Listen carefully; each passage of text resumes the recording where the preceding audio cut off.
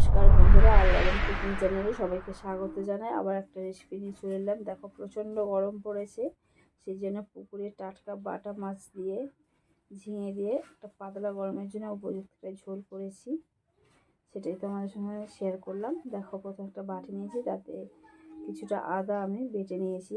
এখানে প্রায় 1.5 চামচ আদা আছে।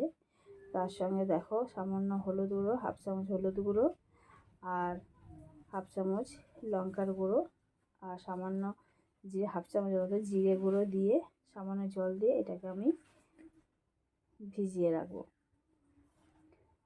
এরকমভাবে যদি তোমরা আগে থেকে মশলা ভিজিয়ে রাখো জল দিয়ে, তাহলে এই মশলার টেস্ট অনেকটা বাটা মশলার মতো হয়ে থাকে। এবারে একটা কড়া বসিয়ে দিয়েছি। আগে থেকে আমি মাছগুলোকে নুন আর হলুদ মাখিয়ে রেখেছিলাম। তোমরা প্রয়োজনে লঙ্কা মাখাতে পারো, যেটা খেতে খুব ভালো লাগে, কিন্তু আমি তেমনভাবে করিনি। আমি হলুদ আর লবণ মাখিয়ে রেখেছিলাম। দেখো, একদম টাটকা মাছ, খুব বেশি বড় নয়, মাঝারি মাপের মাছ। সেগুলোকে কেটে ধুয়ে পরিষ্কার করে রেখেছিলাম, আর 10 মিনিটের মতো নুন আর হলুদ মাখিয়ে রেখেছিলাম। এবং মাছগুলোকে আমি ভেজে নেব, উল্টে পাল্টে ভালো করে ভেজে নেব। যেহেতু টাটকা মাছ, সেই জন্য সহজে উল্টানো যাবে, ওটা অসুবিধা হয়নি। আর এখানটায় যেহেতু বাটা মাছ, সেই জন্য একটু পরিমাণটা বেশিই ছিল, খুব বেশি বড় সাইজ ছিল না বলে। দেখো তো আমার মাছটা ভাজা হয়ে গেছে। এবার আমি মাছগুলোকে তুলে দিচ্ছি। একইভাবে আমি আরও মাছ ছিল, সেগুলোকেও ভেজে নেব। দেখো, একসঙ্গে অনেকগুলোকে মাছ দিয়ে দিচ্ছি, কেননা যেহেতু টাটকা মাছ, সেই জন্য জড়িয়ে যাওয়ার কোনো, কড়ার গায়ে ধরে যাওয়ার কোনো অসুবিধা হবে না, ধরবে না।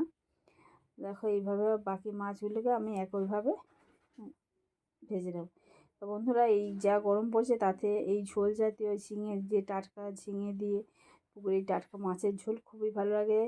এবং এটা একটু অন্য টাইপের ঝোল করেছি, আর এমন কোনো মশলা এখানে ব্যবহার আমি করিনি। দেখতে পাচ্ছি যেটুকুনি মশলা তোমাদের দিলাম, সেই মশলাটাই আমি ব্যবহার করবো, আর ফোড়নে জাস্ট কালো জিরে দেবো। আর এই রকম ঝোল তো শরীরের পক্ষে খুবই উপাদেয়। আর দেখো, প্রথমে এবার বাকি তেলে আমি যে তেলটা ছিল, তাতে আমি আলু ভেজে নিচ্ছি, কেননা আলুটা একটু বড় বড় করে কেটেছি, যাতে ঝোলে খেতে সুবিধা হয়।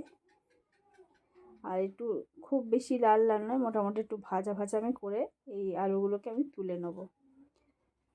যেহেতু ঝিঙে তো ভাজতে বেশি সময় না, এই যেহেতু ঝিঙে নরম, খুব একটা ভাজার দরকারও হবে না। আর দেখো, একইভাবে আমি আলুগুলোকেও ভেজে তুলে নিচ্ছি। এবার বাকি যে তেলটা রয়েছে, তাতে দেখো আমি কালো জিরে ফোড়ন দিয়ে দিলাম। এবারে কেটে রাখা ঝিঙেগুলোকে দেখো আমি দিয়ে দিচ্ছি। প্রায় মিনিট 2 এই ঝিঙেটাকে আমি একটু নাড়াচাড়া করে নেবো। এখানে ভাজার খুব প্রয়োজন হয় না, কেননা ঝিঙে তো এমনি নরম সবজি, ভাজলেও পুড়ে যাবে, সেই জন্য বেশি ভাজিনি। এটা একদম লো মিডিয়াম আছে, আমি এই ঝিঙেটাকে উল্টে পাল্টে নিয়েছি মিনিট 2 মতো। দেখো, এখানটায় নেওয়া হয়ে গেছে। এবার আমি যে একটা টমেটো একদম সরু সরু করে কেটে রেখেছিলাম, সেই টমেটোটাকে দিয়ে দিচ্ছি। এটা সম্পূর্ণ অপশনাল, তোমরা দিতে পারো বা না দিতে পারো, কিন্তু দিলে খেতে টেস্টটা আরও ভালো হয়, সেই কারণে আমি দিলাম। দেখো, খানিকটা পরে আমি যে মশলাটা ভিজিয়ে রেখেছিলাম, সেটাকে আমি দিয়ে দিচ্ছি, গোলা মশলাটাকে দিয়ে আরও মিনিট 3-4 এটা খুব ভালোভাবে আমি কষিয়ে নেবো। কারণ এখানে কষানোটা খুব ভালো, যাতে মশলাটা খুব ভালোভাবে কষে দেয়। এবং তার মাঝখানে আমি ভেজে রাখা আলুগুলোকে দিয়ে দিচ্ছি, যাতে আলুর মধ্যে মশলাটা খুব ভালোভাবে মিশে যেতে পারে।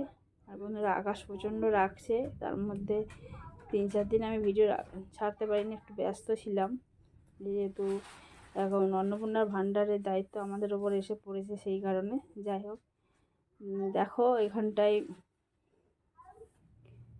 মোটামুটি ভাজাটা কমপ্লিট হয়ে এসেছে।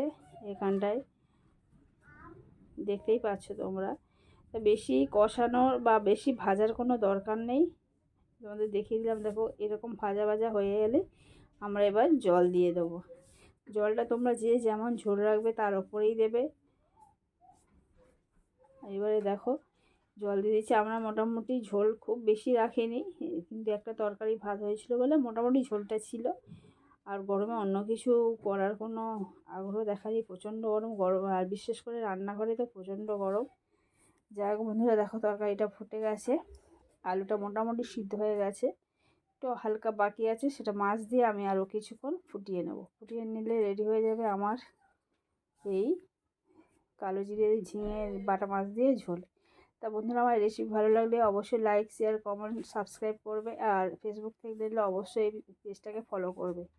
হয়ে গেছে, অফ করে দিচ্ছি। যে বন্ধুরা, আজকের রেসিপি আমার এই পর্যন্ত। আমার নতুন রেসিপি নিয়ে চলে আসবে, ততক্ষণ আমরা ভালো থেকো, সুস্থ থেকো। দেখো, নামিয়ে দিচ্ছি। আর এই গরমে সুস্থ থাকতে অবশ্যই এই ঝোলটা বাড়িতে অবশ্যই করে খেও। আজকের এই পর্যন্তই।